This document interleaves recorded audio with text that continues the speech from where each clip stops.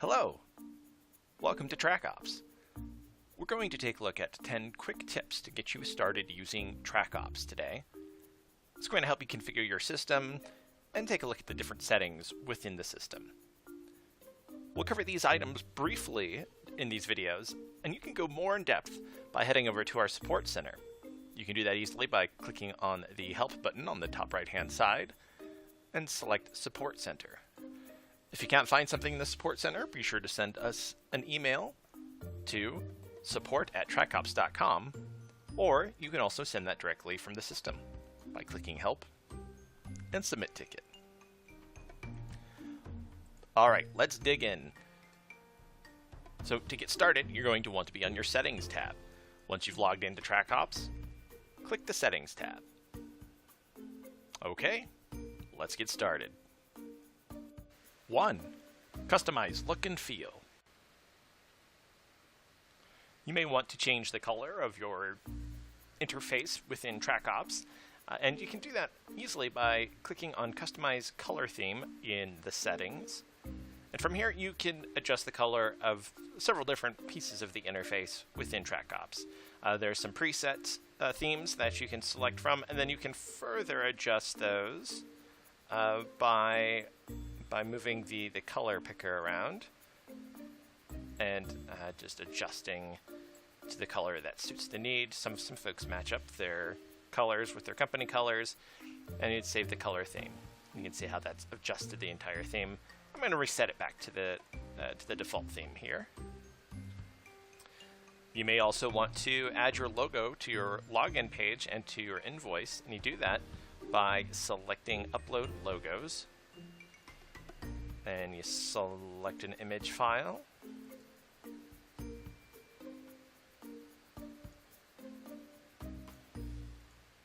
And you save logos. Alright, let me take a look at that, what it looks like on your login page. Great. 2. Create user roles.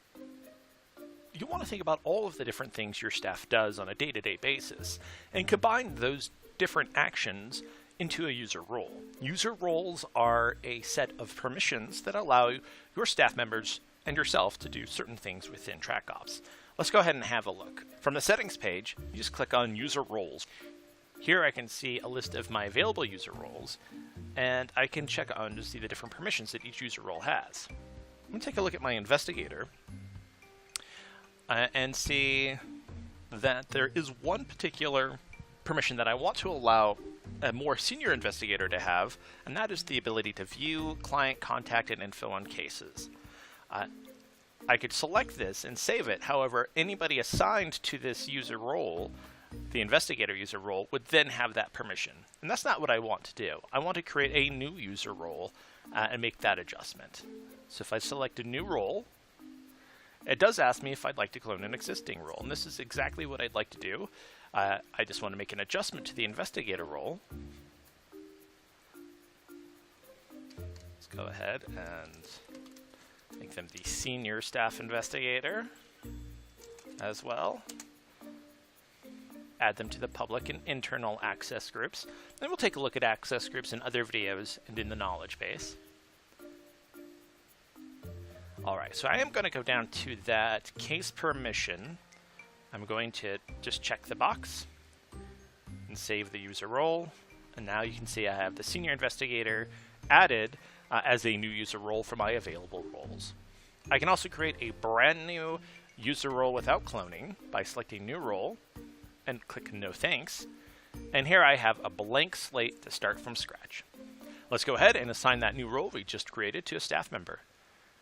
If I click staff and then staff list, I can go ahead and select Dick Tracy. I want to give Dick Tracy the senior investigator role. I select edit, edit profile, and then from the drop down of available roles, I can select senior investigator. I'm going to save that profile.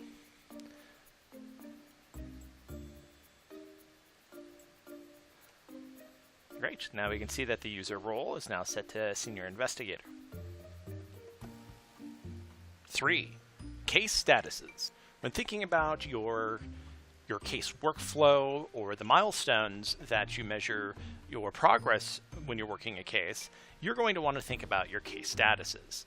If we click on case statuses from the settings page, you can see that we have, right now we have these case statuses that help us track our progress.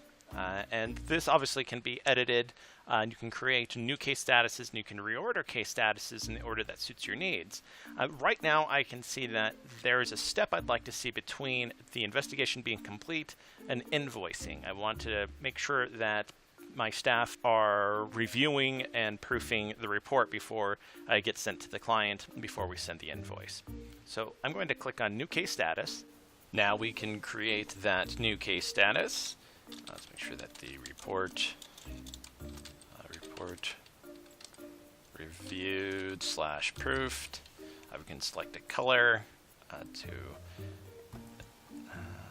see. There we go. Make sure that it occurs after the investigation is complete. Report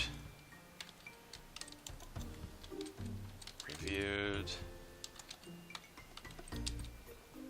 and proofed, ready for clients. I put that in the description so folks know what they're supposed to be doing during that step if they don't already. Going to leave monitor due date as checked, as the client doesn't have the report yet, so we cannot say that we're on time until that happens. I'm going to uncheck set as active. Active means that there's still field work being done on a particular case. And I'm going to leave it as set as reopenable in the event that we need to reopen this case and create another iteration of this particular investigation.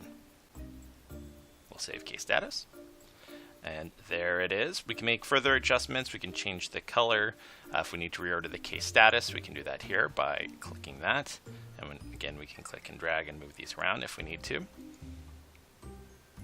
And there you have it. There's your case statuses. 4. Subject types. The people, places, and things that you investigate over the course of your investigation are going to be your subject types in Trackops. From your Settings tab, go ahead and select Subject Types. Here we have some pretty basic subject types, and I think a question that comes up is, well, how do I know if something should be a subject type, or should it just be a custom field upon a subject type? We go with the 90-10 rule. Meaning that if 90% of the time you always have one of these given fields, whether it's one address, one car, one attorney, or one doctor, it's a good candidate to be a custom field on a given subject type as opposed to a subject type unto itself. So now I realize that I do want to add an address line to this particular subject type. And I see if I have one that I've already created. I click on Add Line and I select it from the drop-down. And I find street address there. And then I can move it up into place by clicking and holding and dragging it where I want it to go. Now, if I didn't have a street address field, or if there's another field that I wanted to create, I would click Add New Custom Field, and I'd fill it out with the corresponding field type and save as I needed. Great. Some other things to notice, we have the highlight field, which will make note of these particular fields whenever you're looking at it on your case subjects list on your case, and the cross-reference field, which is good for something like a social security number. You see I already have it checked. The system, it will double check to see if you've put in the same number previously. Great. So let's go ahead and save this subject type, and let's take a look at this particular subject type on an existing case. Great. So here we are on the case overview page. On the right-hand side, I can click on View All Subjects under the Pin Subjects page. Under the details, you'll see that I have the alias and street address selected as being highlighted. And this, at a glance, gives you some very quick information when you're looking at the case subject list. You can see that I don't have any information on the street address since I just added that particular custom field. And I'm going to want to add that to this particular subject. So I've clicked on the subject's name, I click Edit, and here I can put in some information. And then that is in great. So that's the information I have right now. I can come back and add more information later if I need to. 5.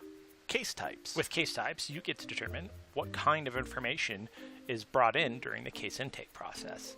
Let's go ahead and have a look. From the Settings tab, you can click Case Types. And right now we just have a basic workers' compensation case type. You can create new case types if you do other kinds or different kinds of work. And of course you can edit particular case types as well. I'm going to go ahead and edit the workers' compensation case type. Frequently you're going to need to track other pieces of information in regards to the case.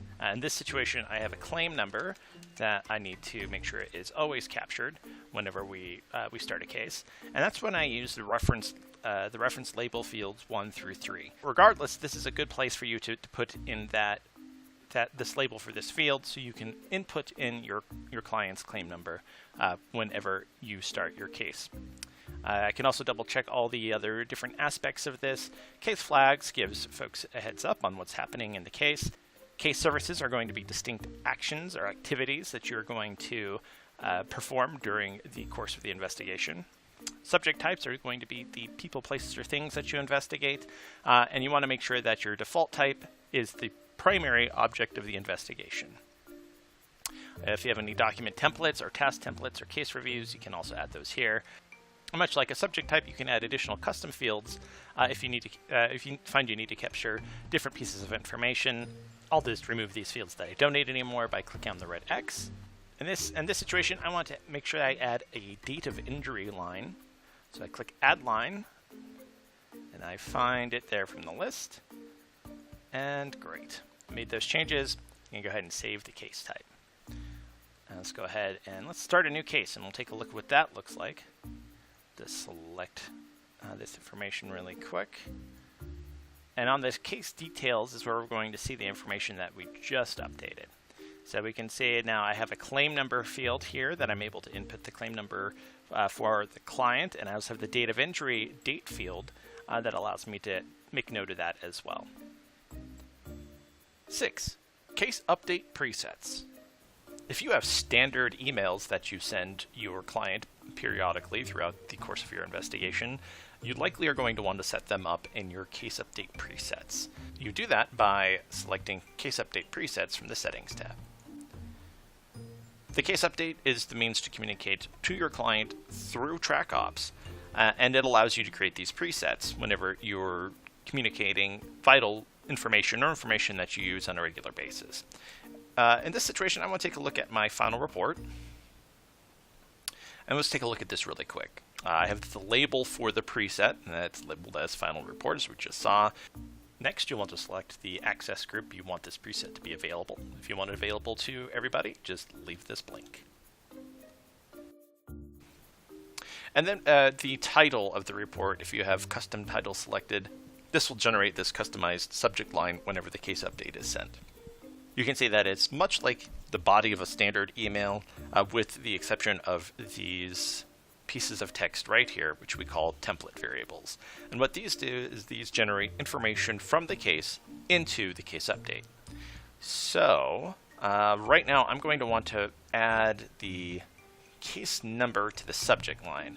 What I'm going to do is I'm going to put my cursor in the body of the text field, and I'm going to select case number right there.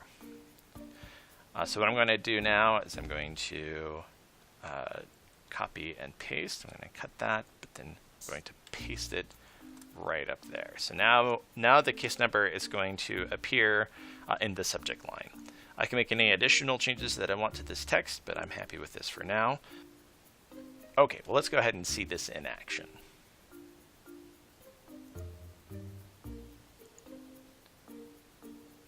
Go to the case that we're working, and we'll start a new update. Select the administrative access group and the subject type, and from here we can see the final report preset.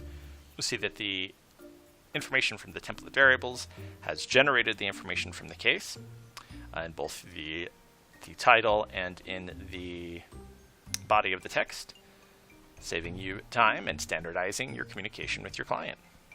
7. Document templates. Okay, so you've created your custom fields for your subject types and your case types. You've created your case update presets, and now it is time to get that final report to the client. And it'd probably be nice to use a document and a format that you're comfortable with, or maybe one that you've created yourself. You can do that by using document templates in Trackops. By clicking document templates from the settings tab, you can go to the document template page. Create a new document template by clicking a new document template. In this case, we're going to call this our final report.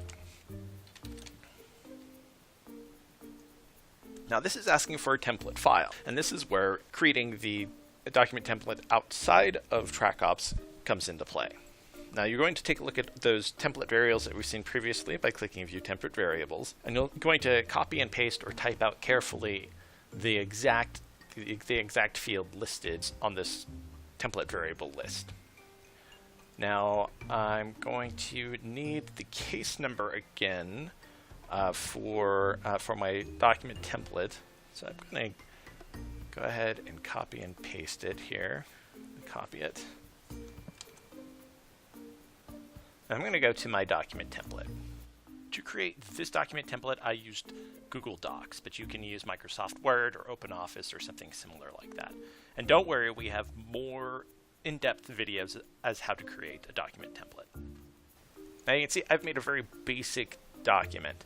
I have the labels and I have the template variables right next to them listed out, so whenever I upload this template into Trackops and then ask Trackops to generate this document, it's going to fill in these spaces. We'll take a look at that in a moment. Best way to paste your information from Trackops into your document is by putting your cursor next to the place you want the template variable to go, and then right-click and paste without formatting. Great. So I have all my template variables set up here. Kind of have a very basic document template. Now I'm going to download this as a .docx and then upload it into Trackops.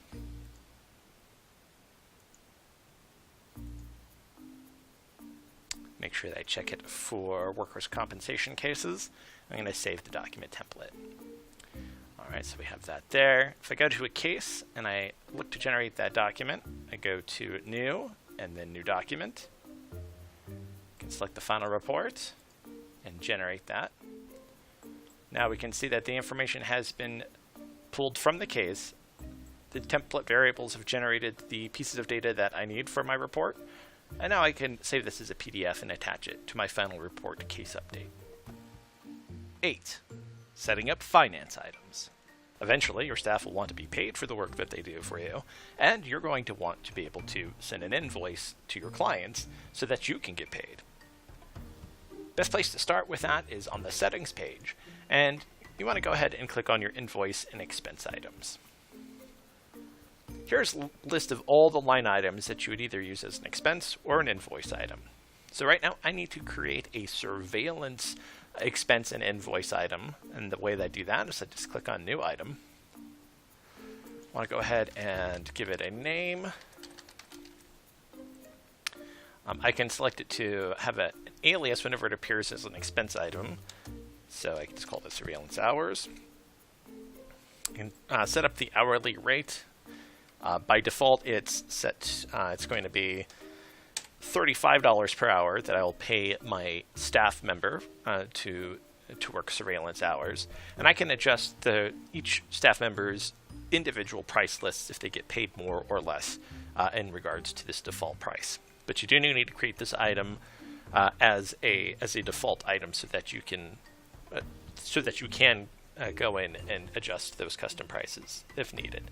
I have it set as use an expense item so that I can allow my investigators the opportunity to submit these as expenses. And I also want to use it as an invoice item because it is something that I do bill eventually to the client. And I can call this something out, call hours of surveillance, and then I have a default rate of just $75.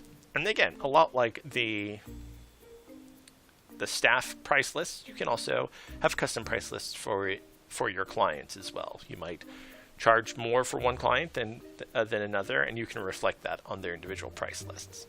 I'm going to save the item and we'll take a look at that really quick. All right, so now I have a surveillance line item for both expenses and for invoices.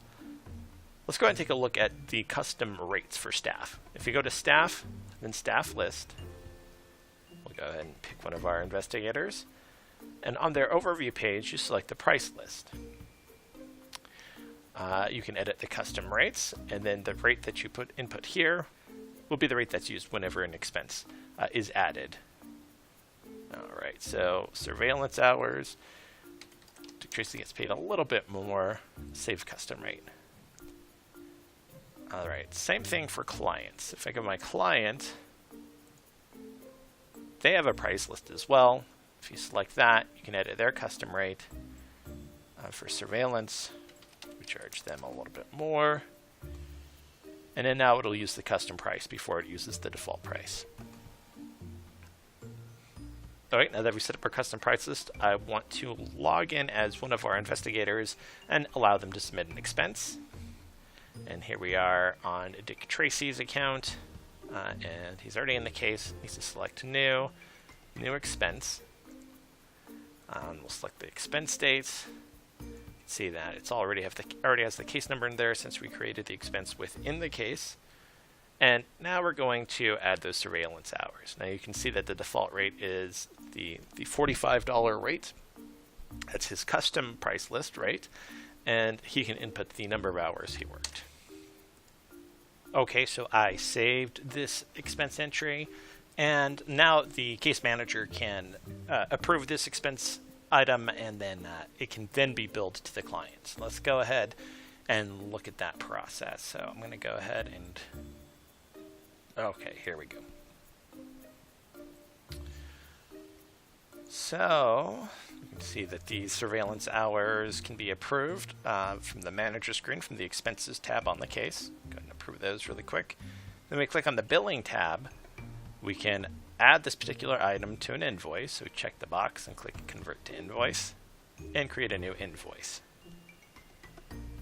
There it goes. This is all the basic billing information on the case, case number, and then the line item. You can see now it says hours of surveillance because now it's an invoice item, and it has the adjusted rate now of $125 versus the $45.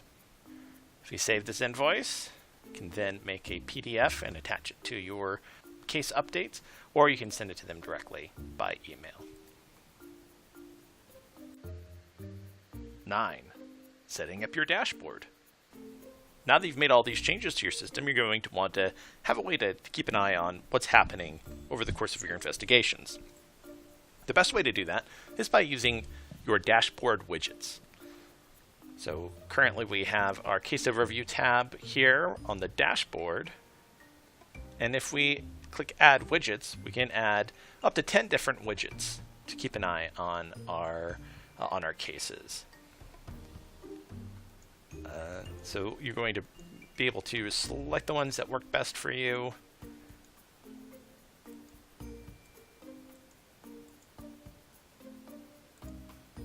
Great. Now you can move these around by clicking and dragging them.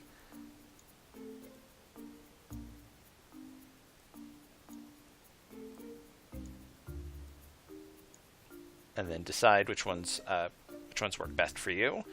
To remove them, you just hit the little X. You can minimize them so you just see the title and only see the information when you want to see it. You can also adjust the format in a 1, 2, or 3 column format, and you can add additional tabs if you'd like as well. 10. Setting dashboard presets for other users.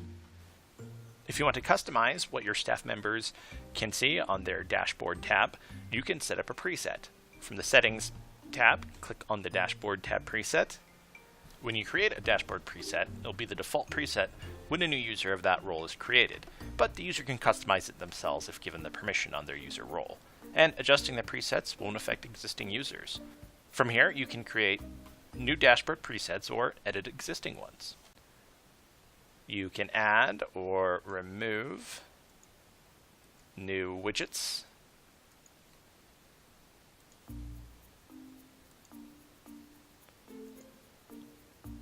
select I'm done editing this preset when you're done. And this will be made available to the corresponding role.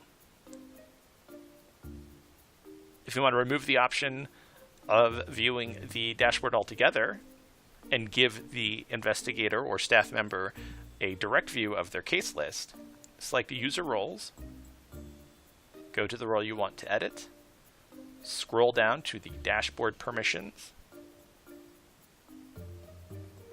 and enable or disable it as needed. Be sure to save user role. You're all set. Thank you for watching these 10 tips to help get you started using Trackops. If you have any questions, be sure to shoot us an email at support@trackops.com. Thank you for using Trackops.